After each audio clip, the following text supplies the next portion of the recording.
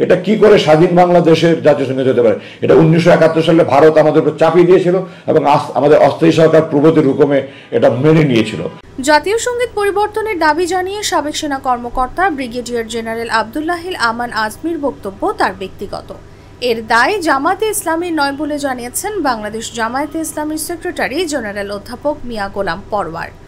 রবিবার দুপুরে রংপুর নগরীতে একটি হোটেলে আলোচনা অনুষ্ঠান শেষে সাংবাদিকদের প্রশ্নের জবাবে তিনি কথা বলেন। এর আগে বৈষম্য বিরোধী আন্দোলনে নিহত শহীদ পরিবারের সঙ্গে সাক্ষাৎ ও সহানুভূতি বিনিময় অনুষ্ঠানে প্রধান অতিথির বক্তব্য রাখেন তিনি।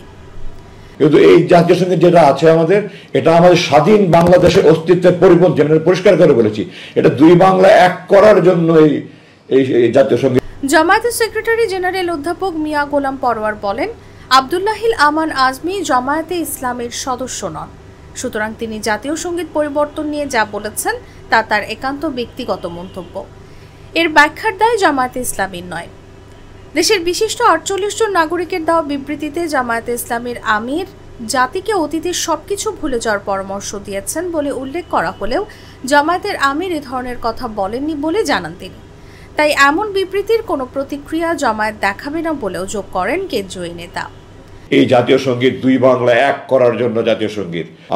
আমরা কি দুই বাংলা এক হতে চাচ্ছি? আমরা কি স্বাধীন বাংলাদেশ থাকতে চাই, না ভারতের পশ্চিমবঙ্গের অঙ্গীভূত রাজ্য হতে চাই? ভারতের নতুন জাতীয় সঙ্গীত আমাদের তৈরি করা হোক।